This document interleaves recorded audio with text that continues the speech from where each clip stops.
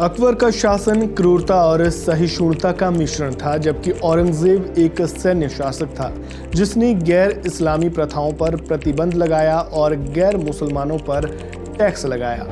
ये एनसीईआरटी ने अपनी किताब के सिलेबस में दर्ज करवाया है। दरअसल राष्ट्रीय शैक्षिक अनुसंधान और प्रशिक्षण परिषद एनसीईआरटी ने एकेडमिक ईयर 2025-26 के लिए 8वीं क्लास की पॉलिटिकल साइंस की नई किताब में कई बड़े बदलाव किए हैं और इस नई बुक में मुगल शासकों, खासतौर पर बाबर, अकबर और औरंगजेब के शासनकाल को बच्चों को पढ़ाया जाएगा। तो चलिए जानते हैं कि एनसीईआरटी ने क्या क्या बदलाव किए हैं और इस कदम को लेकर किस तरह की सफाई दी है। नमस्कार, वन इंडिया हिंदी में आपका स्वागत है। मैं हूं राजेश शर्मा।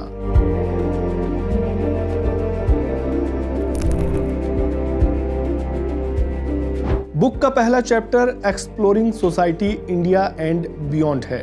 2025-26 शैक्षणिक वर्ष के लिए शुरू की गई है ये बुक। इसमें मुगल शासकों को न केवल बुद्धिजीवी और कला प्रेमी बताया गया है, बल्कि उनकी क्रूरता और लूटपाट जैसे डार्क साइड को भी उजागर किया गया है।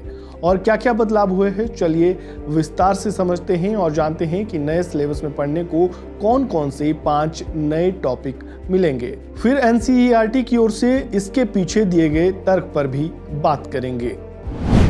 सबसे पहले दिल्ली सल्तनत काल में मंदिरों पर हमले। अलाउद्दीन खिलजी के जनरल मलिक काफूर ने श्रीरंगम, मदुरई, चिदम्बरम और रामेश्वरम जैसे कई हिंदू मंदिरों पर हमला किया। उस दौर में हिंदू, बौद्ध और जैन मंदिरों को तोड़ा गया, मूर्तियां नष्ट की गई और खजाना लूटा गया। ये हमले सिर्फ लूट के लिए नहीं बल्कि धार्मिक कारणों से भी किए गए थे। नए सिलेबस में विस्तार से इस पर बात की गई है। इसके अलावा जजिया कर का भी इसमें उल्लेख किया गया है। नए सिलेबस में बताया गया है कि कुछ सुल्तानों ने गैर मुस्लिमों पर जजिया कर लगाया, जिससे उन्हें सैन्य सेवा से छूट मिलती थी। ये कर अपमानजनक माना जाता था और लोगों को इस्लाम अपनाने के लिए प्रेरित करता था। पहले की किताबों में इसे केवल एक कर के रूप में बताया गया था।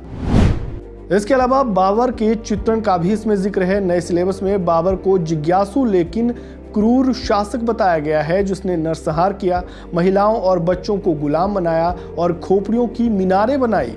पुरानी किताबों में सिर्फ उसके काबुल, दिल्ली और आगरा पर कब्जे की बात थी। इसके अलावा किताब में अकबर की नीति के बारे में भी बताया जाएगा। अकबर को नए सिलेबस में क्रूर और सहिष्णु दोनों बताया गया है। चित्तौड़ के किले पर कब्जे के बाद उसने हजारों लोगों का नरसंहार किया और इस्लाम की स्थापना का दावा किया। बाद में उसने दूसरे धर्मों के लोगों को प्रशासन में जगह दी। इसके अलावा किताब में औरंगजेब की नीतियों का भी जिक्र है। औरंगजेब ने राजनीतिक कारणों से मंदिरों को अनुदान भी दिए, लेकिन धार्मिक सोच के तहत कई मंदिर और गुरुद्वारे तुड़वाए, जैसे बनारस, मथुरा, सोमनाथ, जैन और सिख धर्मस्थल। एनसीईआरटी ने जैसे ही इन बदलावों का ऐलान किया तो इस पर बवाल खड़ा हो गया, जो होना ही था। मुगल काल पर चैप्टर को लेकर हो रही आलोचना का जवाब देते हुए एनसीईआरटी ने कहा कि नई किताब नेशनल एजुकेशन पॉलिसी 2020 और स्कूल शिक्षा के लिए पाठ्य चर्चा की रूपरेखा 2023 के ढांचे के तहत विकसित की गई है और किताब में लिए गए फैक्ट प्रसिद्ध स्रोतों पर आधारित है। इसका उद्देश्य छात्रों के लिए समग्र शिक्षा उपलब्ध कराना है। ये पाठ्य पुस्तक इतिहास, भूगोल, आर्थिक और जीवन शासन को एकीकृत करते हुए भारत के सामाजिक विकास की व्यापक समझ प्रदान करने के लिए डिजाइन की गई है। एनसीईआरटी ने रीडर्स और शिक्षकों से किताब को समझने और मूल्यांकन करने की अपील की है। आपका एनसीईआरटी की ओर से किए गए इन बदलावों पर क्या कहना है, अपनी राय कमेंट बॉक्स में जरूर दें। इस वीडियो में फिलहाल इतना ही। खबरों से जुड़े ताजा अपडेट के लिए बने रहें वन इंडिया हिंदी के साथ। धन्यवाद।